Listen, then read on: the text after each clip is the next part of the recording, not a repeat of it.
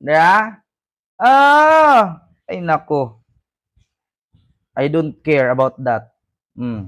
So dito tayo mga kababayan panghuli. Nako ito, masakit-sakit ito mga kababayan, lalo na kapag marinig ito ng mga DDS. Eto. Sabi dito sa Pilipinas Today. Ayan na, Pilipinas Today News. Ayon sa human rights lawyer na si Attorney Nery Colmenares nitong linggo, Abril 20, limitado na umano ang legal option ng kampo ni dating Pangulong Duterte para pigilan ang paglilitis sa kanya sa International Criminal Court. Ito ay matapos ibasura ng ICC pre-trial chamber ang proposal ng British-Israeli lawyer na lead counsel ni dating Pangulong Duterte na si Nicolas Kopma na limitahan ang uri ng identification documents na maaaring ipakita ng mga drug war victim survivor. Inihayag ni Colmenares na maaari na lamang questionin ng kampo ni Duterte ang jurisdiction o ang admissibility ng kanyang kaso sa International Tribunal sa gaganapin na confirmation of charge hearing ngayong September 23, 2025. You have to stop the trial right at the confirmation hearing by claiming question like admissibility or jurisdiction the moment they lose on that argument and charges are confirmed and the trial is set. That will go on. Paliwanag ni Colmenares. Ayan na mga kababayan. Wala na daw ibang magawa ang abogado ni Digong.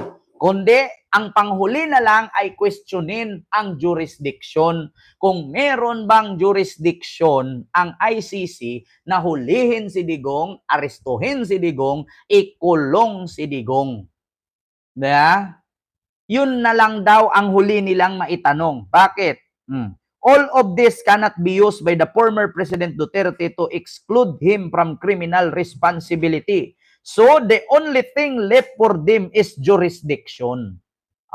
So, wala na daw ibang mailaban ang abogado ni Duterte, kundi ang jurisdiction na lang. Kung meron ba daw karapatan ang ICC na hulihin si Digong, arestuhin si Digong, at ikulong si Digong. So the rest nun, pag-start ng hearing sa September, nga. Sabi ko nga sa inyo, nung birthday ni Digong, pumunta si Sara, si Harry Roque, si Maharlika sa dahig. Ang sabi, makauwi na daw. Lumipas na ang buwan. Umabot na ng 1 buwan, magdadalawang buwan na ngayon. Hindi pa rin nakauwi si Fentanyl. So, ang mga DDS na 1,000 nakirali doon sa Duterte's Park di umano, yung 1,000 naging 300 na lang. Bakit? Nawalan ng gana. Diba? Nawalan ng gana. Bakit? Ikaw ba naman sabihin ni Sara makauwi na si Digong, ending wala naman. Tapos sinabi pa ni Harry Roque, makauli na naman daw, wala pa rin. Tapos meron na namang nagpakalat ng fake news, nire-raid ang bahay, walang raid na naganap. Ang mga DDS na pagod. Tapos nagpakalat na naman ulit fake news, may raid na naman daw naganap, wala pa rin nangyari. Tapos nagpakalat na naman ulit ng fake news, may raid na naman, wala na naman nangyari. Kung 1,000 DDS sa 300 na natira dahil sa pang-uuto at panluloko nila, ilan na lang matira doon sa 300? Ang matira doon, 5. Yun ay si B1, B2, B3, B4, B5. Ang matitira doon. Yan yung mga tinatawag nilang bobong DDS. Ikaw ba naman ulit-ulitin ka, nire-read. Pagtakbo mo doon, lalamukin ka. Walang read na ganap. Sunod buwan, nire-read. Takbo ka na naman ulit. May dala ka ng katul, lalamukin ka pa rin. Pagkasunod buwan, punta kayo kay nire-read. Pagpunta mo doon, walang read na naganap, walang nang pangyayaring read.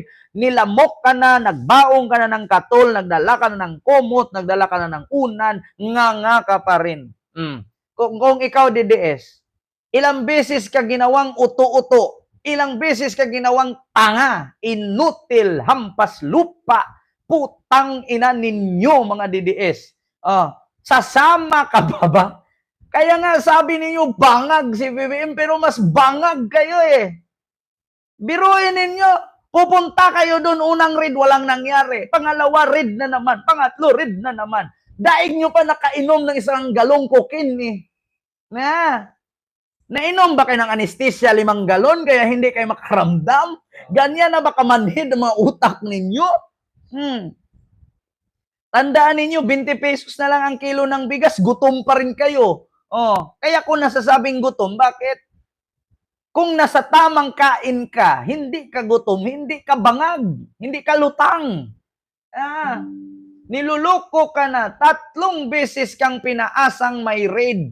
Walang nangyaring raid, nilamok ka na, nagbaong ka na ng katol, nagbaong ka ng kumot-unan, may dala ka pang pagkain, uto-uto ka pa rin, putang ina mo. Mga sira, mga bangag. Di ba? Kung ikaw, DDS, magbabiyahe ka 2 oras mula sa trabaho mo, pupunta ka ng daig.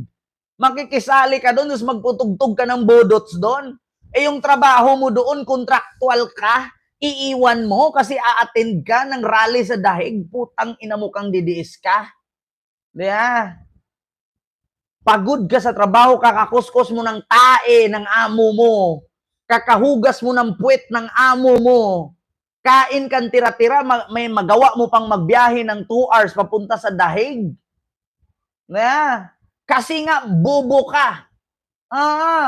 Diba, Ma'am Annabel? Juem, mega love shout out. Tapos papaniwalain pa kayo ng abogado niya na makauwi na, malamang wala namang abogadong sabihin hindi makauwi. Siyempre, tatanggalin siya ngayon. Paano siya kukuha dito ng 140 million a month? Almond Lee, mega love shout out po. Walang makukuha na bayad dito si Kopman. Kung sasabihin niya, wala ng pag-asa si Digong, hindi na makalaya.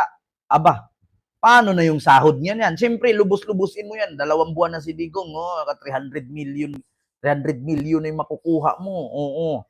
Sa tanang buhay mo, hindi ka makakuha ng ganyan. Sa loob lang 2 buwan.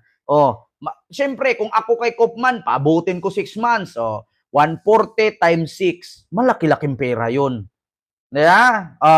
Ito lang masasabi ko sa inyo mga kababayan, kung talagang makauwi si Digong, hindi dapat isabi. Kasi pag isabi nyo yan, tapos hindi natuloy, maraming supporter mawalan ng gana. Totoo yan. Di ba, mga kababayan? Di ba, Ma'am Susan Matthew? Sasabihin mo, makauwi na si Digong, makauwi na si Digong. Kung ako vlogger, paasahin ko yung viewers ko. May manood pa kaya sa akin? Minsan na kasi nangyari sa akin yan. Yung ICC, malapit na. Andyan na yung warrant ng ICC. Anong sabi ng mga viewers, pati mga DDS, pinapanood ako. Yung ICC mo, nasa helmet na kadikit. Yung ICC mo, nasa ilaw. Yung ICC mo, nasa electric fan. Yung ICC mo, nasa rice cooker. Biglang dumating ang ICC, dinampot si Digong. Ang sabi ko, asaan yung mga nagsabi na ang ICC ko nasa helmet? Diba, napahiya sila? Ngayon, ang mga DDS, yung uwi ni Digong, malapit na, magilit ka na ng liig. Putang ina ninyong lahat, mga DDS. Kinalawang na yung panggilit ko doon. Uuwi naman talaga si Digong, huwag kayong mag-alala. Nagbakasyon lang yun, ngunit pag umuwi yun, nakagarapon. Sa tingin ninyo, Digong can accumulate 5 months there in Dahig? No. Mamamatay si Digong doon. Hindi na makahalik, hindi na makakulkog sa puki, wala nang kayakap, yakap na ni Ipe. Hindi na. Ako, sabi ko sa inyo. Sabi ko sa inyo, si Digong sasabi, Ipe, putang ina ka, Ipe. Makauwi lang ako, Ipe. Yung asawa ko, Ipe. Andon katabi mo na naman sa Philippine Arena, Ipe. Nako. Alam mo, sa lahat ng iniisip ni Digong si Ipe, concern si Digong kay Ipe. Bakit? Ipe, ako, kilala ko si Ipe. Kapag yumak niyakap sa babae ang durog. Tanungin ko, sinong katabi ni Ipe ngayon sa Philippine Arena? Yeah. Sinong katabi ni Ipe ngayon sa Philippine Arena? Putang ina. Kakain ko kong balahibo. Alam nyo, mamatay si Digong sa konsumisyon kay Ipe. Hindi siya mamatay dyan sa kaso niya sa ICC. Ang utak ni Digong, gimingaw na kayo ko ni mulit. Lit. Gusto na nako simhuton imong bilatlit. Lit. Imong bilatle humot kay na sa una lit. Amoy kalatutsi lit. Pero si Ipe nagigasimhot-simhot anak lit. Lit. Gimingaw na kay kunimo lit. Paamo pa. Pasimhuta ra kung gusto mong bilat lit. Hindi naman tatayo tumutin kulit. Simhutin ko na lang yung poke mo lit.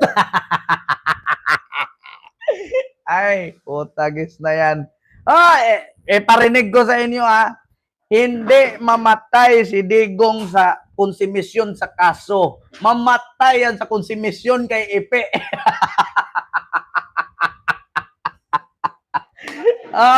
Eto mga kababayan, parinig ko sa inyo putang inang yan. Hindi tayo fake news dito. Magkonsumisyon si Digong kay Ipe. Ito Duterte. Ito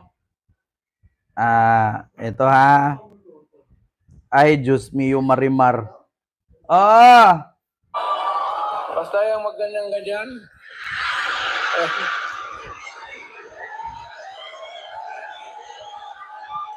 Style bulok.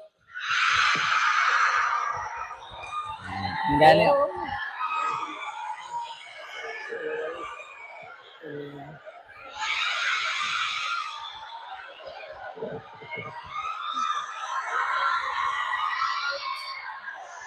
Style daw ni Ipe, bulok. Totoo. Ito. Mari ako na kilala. Tapos, ibig mag-handshake. Huwag ganun muna. Hindi ka naman Diyos. Ginagawa ka lang ng... Ipe. Ibahin mo. Ibahin mo na yung style mo. Bulok na yan. Ibahin mo daw style mo, Ipe. Bulok na yan. Basta yung magganyan-ganyan.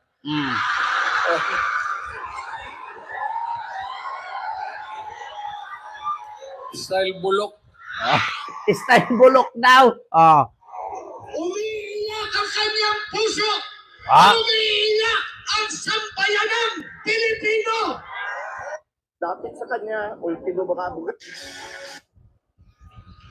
Nakikita ko Ano nakita mo? si Ipe. Philip Salvador. Philip Salvador. Ano?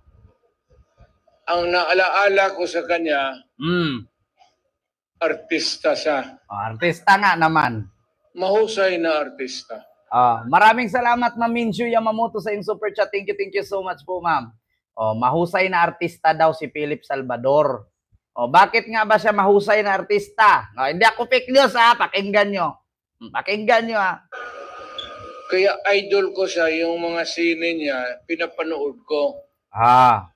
Ano nga ba daw? Tinitignan ko siya kung paano niya yakapin yung mga babae at paano niya nakaligtas. Paano yakapin daw? Paano nga ba? Aside from the fact that I know he would make a good senator. Yun ang ang naalaala ko sa kanya na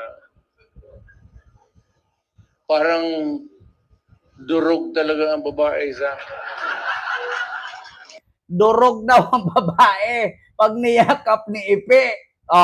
Kaya Ang nangyari, Lapit sa kanya, ultimo mga abogado niya, may isang doktor man lang para palapitin sa kanya. durog nga talaga. Sino ba yung niyakap ni Epe? Durog.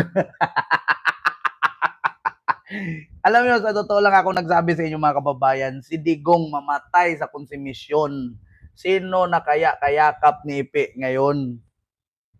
Hindi siya mamatay dyan sa kaso sa dahig. Mamatay sa konsumisyon.